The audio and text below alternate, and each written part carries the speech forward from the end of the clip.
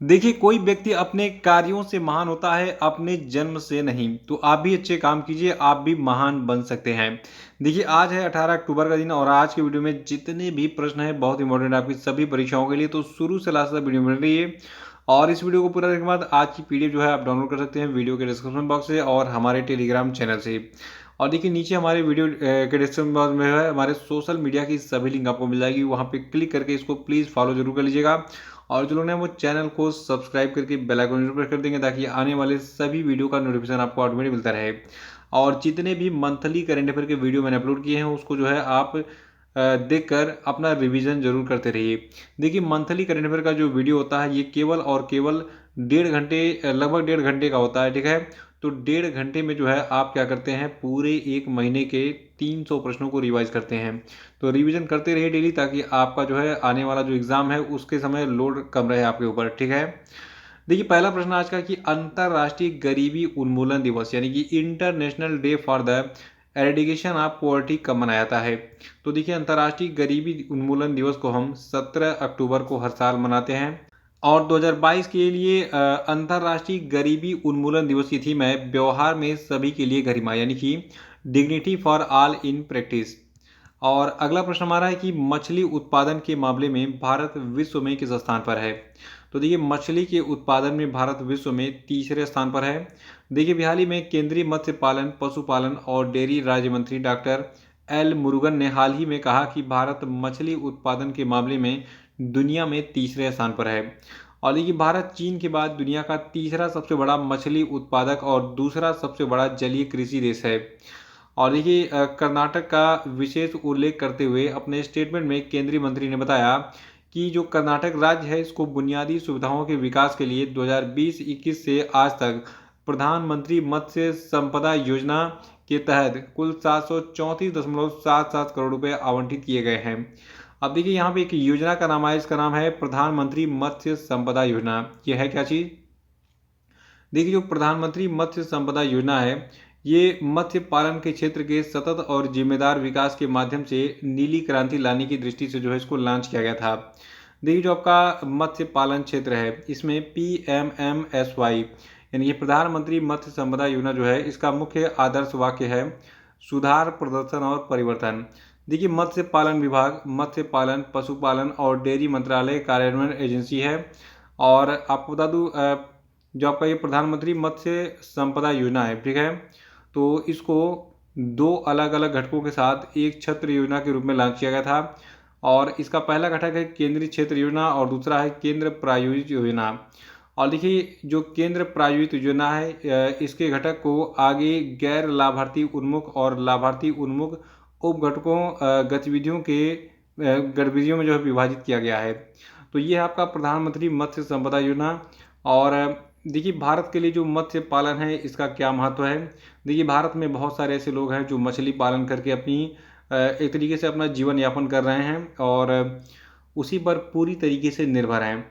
और देखिए, मछली खाने वालों की संख्या भी भारत में बहुत ज़्यादा है। तो मछली से संबंधित कुछ आंकड़े मेरे पास हैं।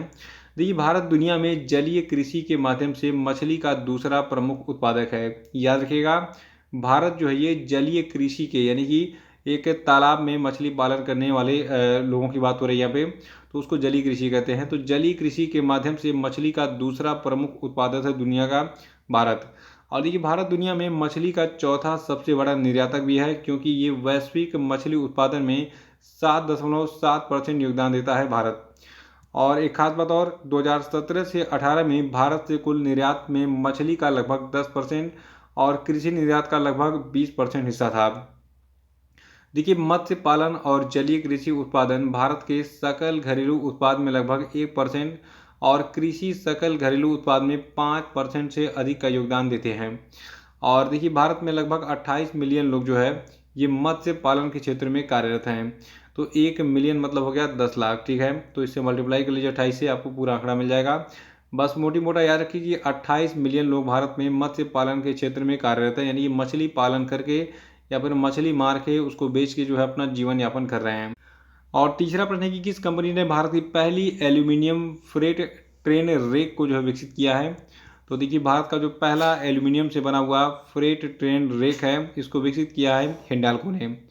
देखिए अभी हाल ही में जो भारत के केंद्रीय रेल मंत्री अश्विनी वैष्णव है, इन्होंने ओडिशा के भुवनेश्वर रेलवे स्टेशन पर भारत के पहले एल्यूमिनियम माल ढुलाई रैक का उद्घाटन किया है, जिसको बनाया किसने है? हिंडाल्को ने। और देखिए देश का जो पहला आल एल्यूमिनियम फ्रेट रेल रेक है, ये हिंडाल्को के द्वारा विकसित किया गया है, जिसका उद्देश्य माल ढुलाई को आधुनिक बनाना और ईंधन की कम खपत के कारण कार्बन फुटप्रिंट को कम करना है। और देखिए जो भारत के केंद्रीय मंत्री हैं, जिनका नाम क्या है, जिनका नाम है अश्विनी वैष्णव, जो कि भारत के केंद्रीय रेल मंत्री हैं, ठीक है।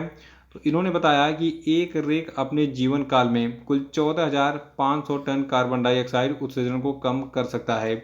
तो देखिए टेक्नोलॉजी बहुत सारी आ रही हैं। पहले जो कार वगैरह थे, आप देखते होंगे कि उनका वजन बहुत ज़्यादा होता था, लेकिन अब हल्की कारें आ गई हैं जो कि माइलेज अच्छा देती हैं। पंखों को आपने देखा होगा, पहले बहुत हैवी हैवी पंखे आते थे, बहुत बड़े बड़े ब्लेड होते थे, बहुत बड़ा उनका जो है पूरा डैशबोर्ड होता था। लेकिन अब हल्के पंखे आ गए हैं जिनका आरपीएम यानी कि रोटेशन पर मिनट बहुत तगड़ा है, तो वो हवा भी ज़्यादा दे रहे हैं और कम बिजली खा रहे हैं। तो ऐसे ऐसे जो है अब ट्रेनों में भी अप्लाई हो रहा है कि हल्की ट्रेनें बनेंगी तो कम तेल का खपत होगा। देखिए जो कंपनी हिंडाल्को, इसकी बात करें अगर, तो देखिए हिंडाल्को को 1958 में स्थापित किया गया था। मुख्यालय इसका जो है मुंबई में स्थित है। और जो कुमार मंगलम बिड़ला हैं, ये चेयरमैन है इसके हिंडाल्को के, और सतीश पाई जो है ये मैनेजिंग डायरेक्टर है वर्तमान में हिंडाल्को के। और हिंडाल्को की पेरेंट ऑर्गेनाइजेशन है आदित्य बिड़ला ग्रुप, याद रखिएगा इसको। और अगला प्रश्न है कि किस भारतीय शहर ने वर्ल्ड ग्रीन सिटी अवार्ड 2022 जीता है? तो देखिए वर्ल्ड ग्रीन सिटी अवार्ड 2022 को हैदराबाद ने जीता है। देखिए आपको बता दूं, दक्षिण कोरिया के जेजू में 14 अक्टूबर को आयोजित international association of horticulture producers 2022 world green city award में हैदराबाद को यह सम्मान यानी कि वर्ल्ड ग्रीन सिटी अवार्ड 2022 दिया गया है। देखिए हैदराबाद शहर जो है, इसको सभी 6 श्रेणियों में सर्वश्रेष्ठ शहर घोषित किया गया है। हैदराबाद ने पेरिस, मॉन्ट्रियल और फोर्टालेजा, मैक्सिको सिटी और बोगोटा जैसे शहरों को पीछे छोड़कर ये पुरस्कार जीता है। और देखिए भारत के लिए बहुत सम्मान की बात है और आपके एग्जाम के लिए बहुत इंपॉर्टेंट प्रश्न इसलिए बन गया है कि वर्ल्ड ग्रीन सिटी अवार्ड किसने जीता? तो हैदराबाद ने जीता है।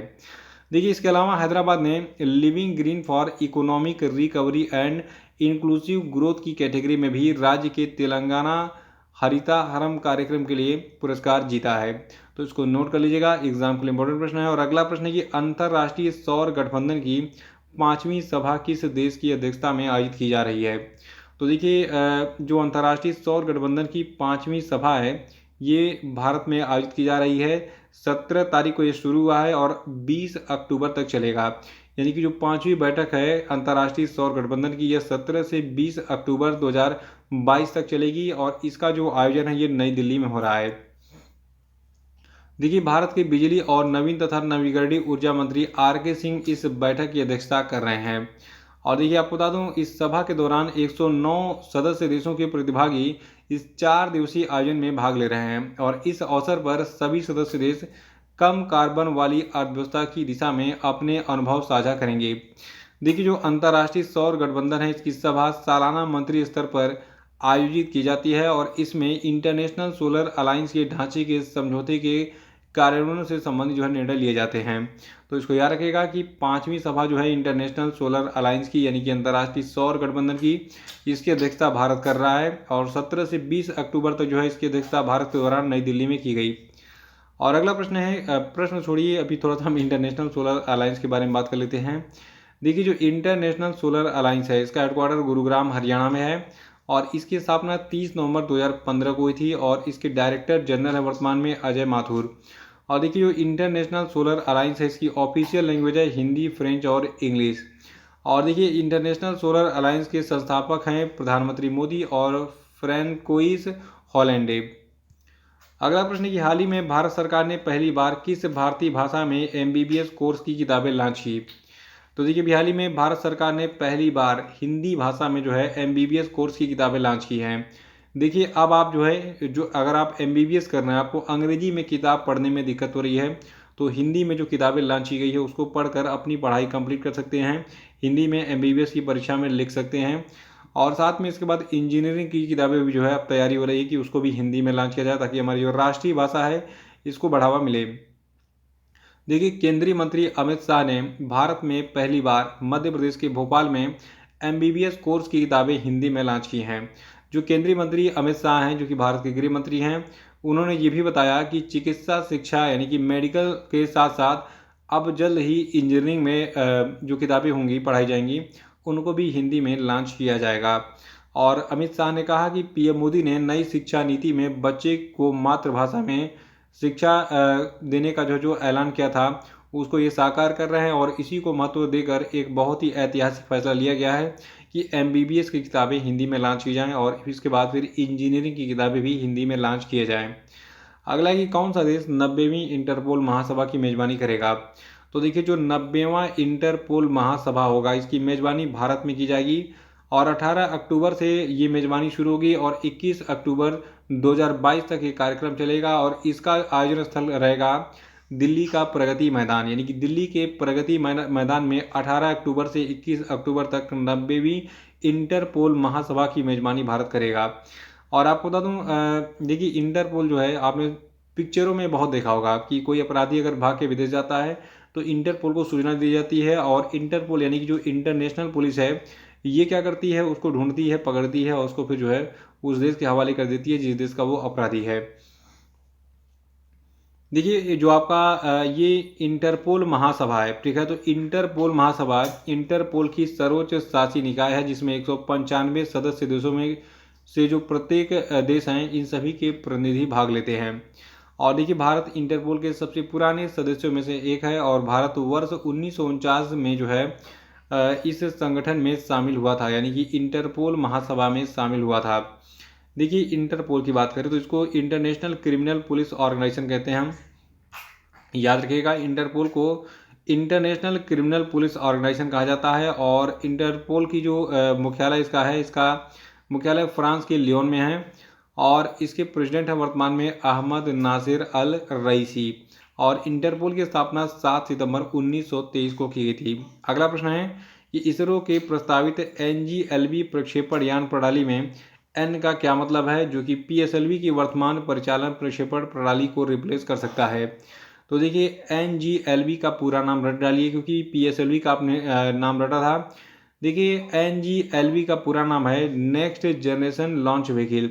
तो इसमें NGLV में का मतलब क्या हो गया, next. N for next, G का मतलब हो गया जनरेशन और L का मतलब हो गया लॉन्च और V का मतलब हो गया व्हीकल। देखिए, इसके पहले मैंने आपको बताया था I2U2 के बारे में। I2U2 क्या है, तो I2U2 में 2 I नाम के देश हैं और U नाम के दो देश जो है इसमें शामिल थे। तो ये जैसे जैसे मैंने बताया था, I का मतलब ये हो गया और U का मतलब हो गया, तो वैसे ही सेम प्रश्न अभी मैंने देखा कि जो अभी उत्तर प्रदेश में पेट का एग्ज़ाम हुआ है, तो पेट के एग्ज़ाम में जो चौथा चरण का जो पेपर था, उसमें मैंने देखा एकदम सेम टू सेम जैसे मैंने बोला था वैसे ही, मतलब मेरी खुशी का ठिकाना नहीं रहा। जैसे मैंने बताया था आपको, सेम वैसे ही एग्ज़ाम में पूछ लिया कि बताओ इसमें आई का मतलब क्या है। तो आई से 2 देश थे उसमें। तो आप देखिए, जितने भी फैक्ट मैं अभी देखिए फिलहाल उस पर मैं उसमें घुसूंगा नहीं अंदर, वरना आप डाइवर्ट हो जाएंगे। अभी मैं आपको बता रहा हूँ कि NGLV में एन का मतलब क्या है, नेक्स्ट, इसको याद रखिएगा। तो NGLV का मतलब नेक्स्ट जनरेशन लॉन्च व्हीकल हो गया और PSLV का पूरा नाम क्या था, पोलर सेटेलाइट लॉन्च व्हीकल, ठीक है, तो इसको नोट कर लीजिएगा। देखिए, जो NGLV है, एक 3 चरणों वाली ये भारी लिफ्ट पुनः प्रयोज्य वाहन यानी कि रीयूजेबल व्हीकल है। यानी कि NGLV जो आपका है, इसको आप एक बार तो यूज कर ही रहे हैं लॉन्चिंग में और इसको फिर दोबारा इसको रीयूज कर सकते हैं, ठीक है, जिसकी पेलोड क्षमता भूस्थैतिक स्थानांतरण कक्षा GTO में 10,000 किलोग्राम और निम्न पृथ्वी कक्षा LEO में जो है 20,000 किलोग्राम है। देखिए, इसमें बूस्टर चरणों के लिए अर्थ क्रायोजेनिक प्रोडोदन होगा ताकि इसे लागत प्रभावी बनाया सके। नवा प्रश्न है कि the most incredible world cup stories anecdotes from football world cup from Uruguay in 1930 to the present day नामक पुस्तक के लेखक कौन है। तो देखिए, इस पुस्तक को लिखा है लुसियाने वर्निक ने। देखिए, लुसियाने वर्निक जो है ये आपके अर्जेंटीना के एक बहुत ही फेमस फुटबॉलर हैं और इन्हीं के द्वारा ये पुस्तक लिखी गई है और इस पुस्तक को नियोगी पुस्तकों के द्वारा प्रकाशित किया गया है। तो the most incredible world cup stories anecdotes from football world cup from early in 1930 to present day, इस पुस्तक को लिखा है लुसियाने वर्निक ने, याद रखिएगा। और लुसियानो वर्निक जो है अर्जेंटीना के फुटबॉलर हैं। ठीक है। और 10वां प्रश्न की भारत कृषि उपग्रह कार्यक्रम के तहत भारत के पूरे कृषि क्षेत्र को कवर करने के लिए कम से कम कितने उपग्रहों की आवश्यकता होगी भारत को। तो देखिए भारत कृषि उपग्रह कार्यक्रम जो है इसके लिए भारत को 2 सैटेलाइट की जरूरत होगी। और आपको बता दूं भारत कृषि उपग्रह कार्यक्रम कृषि क्षेत्र में इसरो का यानी कि इंडियन स्पेस रिसर्च ऑर्गेनाइजेशन का एक समर्पित कार्यक्रम है। और ये जो है कृषि संबंधी गतिविधियों, कीटनाशकों, सिंचाई, फसल डेटा, सूखे के आंकड़ों आदि का विस्तार करेगा और देश के पूरे कृषि क्षेत्र को ये कवर करेगा। इसके लिए न्यूनतम 2 उपग्रहों की आवश्यकता होगी। तो 2 सैटेलाइट के माध्यम से निगरानी रखी जाएगी किस क्षेत्र में बाढ़ आ रहा है, किस क्षेत्र में सूखा है, कहाँ कितना कीटनाशक डालने की जरूरत है, कहाँ पे पानी की जरूरत है और कहाँ पे फसल कैसी हुई, कहाँ पे सूखा पड़ा, इन सभी का आंकड़ा जो है सेटेलाइट से इसरो एकत्रित करेगा, भारत सरकार को देगा, भारत सरकार इस पर एक्शन लेगी ताकि जो है समय रहते इसका जो है एक तरीके से कहा जाए समस्या का निराकरण कर लिया जाए। ठीक है। मान लीजिए सूखा पड़ने वाला है तो उसके लिए पहले से ही पानी व्यवस्था कर ली जाए। अगर किसी क्षेत्र में जो है बाढ़ आने वाली है तो वहाँ पहले ही जो है प्रबंधन कर लिया जाए, नहरों की सफाई हो जाए, पानी की निकासी का रास्ता बन जाए। तो इसीलिए जो है ये भारत कृषि उपग्रह कार्यक्रम लॉन्च किया गया है। इसके लिए 2 उपग्रहों की जरूरत होगी। तो ये थे आपके आज के सभी महत्वपूर्ण प्रश्न और अब हम बात करेंगे आज के सभी क्वेश्चन। आज का पहला प्रश्न है कि विश्व छात्र दिवस यानी कि वर्ल्ड स्टूडेंट्स डे कब मनाया जाता है, बताइए। और अगला कि अंतर्राष्ट्रीय ग्रामीण महिला दिवस कब मनाते हैं, बताइए जरा सा। और तीसरा कि ग्लोबल हैंड वॉशिंग डे कब मनाया था, बताइए। और चौथा प्रश्न की मार्टवे मिडल को किस देश के टेनिस खिलाड़ी हैं, बताइए। पांचवा की CSIR नीति आयोग की रिपोर्ट के अनुसार लेड विषाक्तता यानी कि लेड पॉइजनिंग के कारण सबसे अधिक स्वास्थ्य और आर्थिक बोझ कौन सा देश वहन करता है, बताइए। और अब हम बात करेंगे कल के पूछे गए सभी क्वेश्चन के सही उत्तरों की। देखिए कल का पहला प्रश्न था कि अंतर्राष्ट्रीय ग्रामीण महिला दिवस कब मनाया था, तो देखिए इसको हम 15 अक्टूबर को मनाते हैं। और दूसरा था कि वर्ल्ड यूनिवर्सिटी रैंकिंग 2023 में भारतीय शिक्षण संस्थानों में कौन सा संस्थान पहले स्थान पर है, तो देखिए संस्थान आपका है IISc बेंगलुरु। और तीसरा था कि लिविंग प्लैनेट रिपोर्ट 2022 के अनुसार पिछले 50 वर्षों में वन्य जीवों की आबादी में कितनी गिरावट हुई है, तो देखिए टोटल 69% गिरावट हुई है वन्य जीवों की आबादी में पिछले 50 वर्षों में। और ग्लोबल हंगर इंडेक्स 2022 में भारत 107वें स्थान पर है। और देखिए हाल ही में PM मोदी ने डिजिटल बैंकिंग यूनिट राष्ट्र को समर्पित किया है, टोटल 75 यानी कि टोटल 75 डिजिटल बैंकिंग यूनिट को राष्ट्र को समर्पित किया है PM मोदी ने। तो इसी के साथ आज का वीडियो समाप्त होता है। जय हिंद।